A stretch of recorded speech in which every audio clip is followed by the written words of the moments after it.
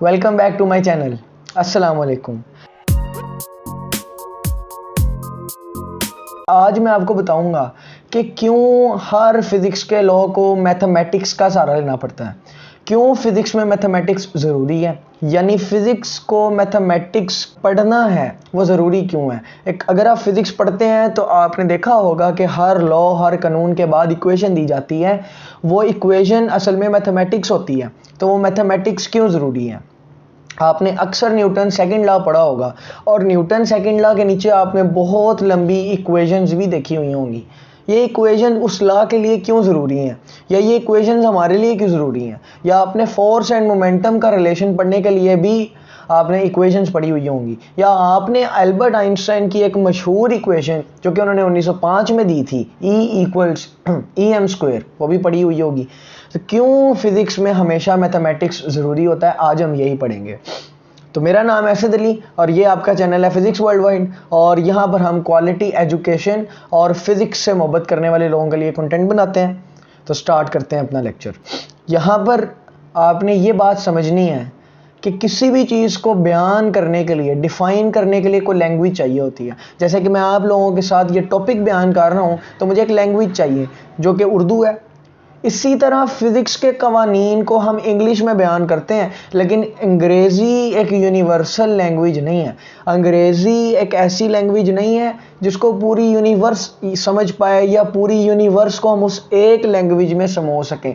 तो एक ऐसी लैंग्वेज है जिसके अंदर हम पूरी कायनात के राज समो सकते हैं। वो लैंग्वेज, वो ज़बान, वो है मैथमेटिक्स, मैथ्स।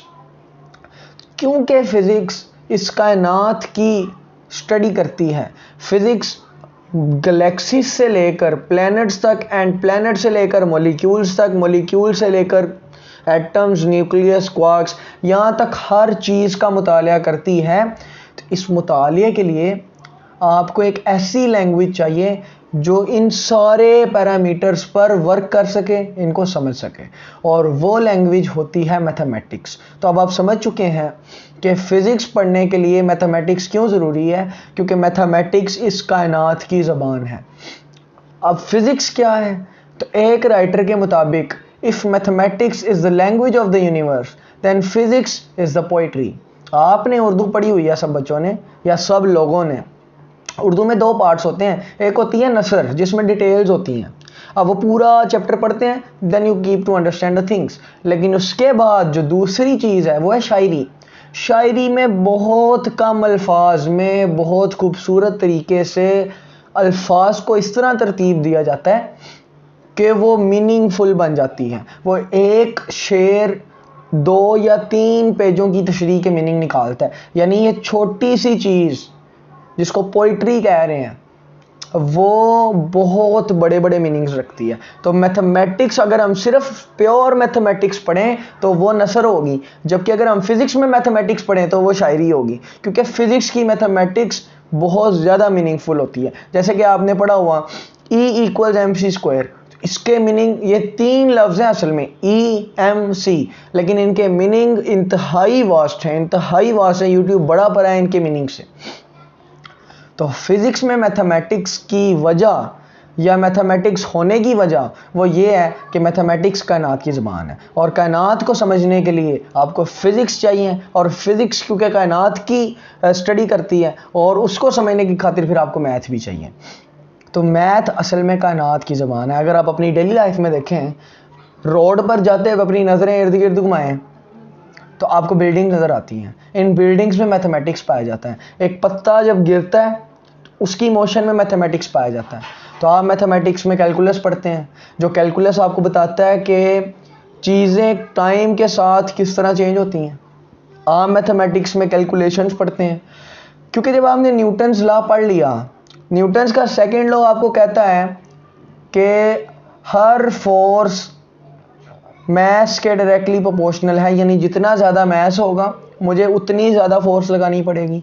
और वो ये भी कहता है कि आपके पास जितनी एक्सेलरेशन है वो भी फोर्स के डायरेक्टली प्रोपोर्शनल है, यानी मैं जितनी फोर्स लगाऊंगा तो एक्सेलरेशन भी उतनी ज़्यादा प्रोड्यूस होगी। ये अंग्रेज़ी है, लेकिन जब हम मैथमेटिक्स में आते हैं तो वो इक्वेशन बन जाती है F=ma। अब आप यहाँ से कैलकुलेट कर सकते हैं कि कितनी फोर्स पर कितनी एक्सेलरेशन पैदा होगी, कितने मास पर कितनी फोर्स चाहिए होगी खास एक्सेलरेशन प्रोड्यूस करवाने के लिए। तो असल में मैथमेटिक्स अभी तक आपने जो समझा वो दो चीज़ों के लिए इस्तेमाल होता है, एक वो कैलकुलेशंस के लिए और दूसरा वो इस्तेमाल होता है यूनिवर्स को समझने के लिए। तो मैथमेटिक्स फिजिक्स की जान है और फिजिक्स मैथमेटिक्स के बगैर अधूरी है। तो ये दोनों ब्रांचेस आपस में इकट्ठी मिलकर चल सकती हैं, एक ब्रांच दूसरी ब्रांच के बगैर नहीं चल सकती।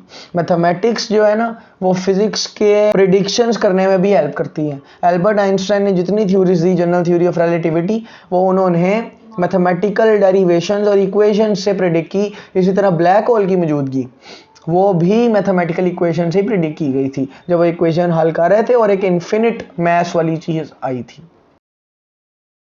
आज की वीडियो का कंक्लूजन ये है कि फिजिक्स और मैथ का रिश्ता बहुत पक्का है और फिजिक्स मैथ के बगैर अधूरी है, क्योंकि फिजिक्स को एक्सप्लेन करने के लिए, पूरी तरह एक्सप्लेन करने के लिए मैथ ज़रूरी है, क्योंकि अंग्रेज़ी ज़बान में इतनी सख्त नहीं है कि वो फिजिक्स का बार झेल सकें। तो फिजिक्स के बार को झेलने के लिए एक यूनिवर्सल लैंग्वेज चाहिए, वो लैंग्वेज मैथमेटिक्स प्रोवाइड करती है। अगर कोई क्वेश्चन हो आप कमेंट सेक्शन में बता सकते हैं, कंटेंट में बेहतरी के लिए कोई सजेशन हो वो भी आप कमेंट में बता सकते हैं। इसके अलावा अगर आपको ये वीडियो पसंद आई है तो आप सब्सक्राइब भी कर सकते हैं, वीडियो शेयर भी कर सकते हैं और लाइक भी कर सकते हैं। अगले इतवार दोबारा एक इसी तरह की इंटरेस्टिंग वीडियो, बेहतर कंटेंट के साथ और इंटरेस्टिंग स्टोरी लाइन के साथ मैं दोबारा हाजिर होऊंगा। तब तक के लिए अल्लाह हाफिज़।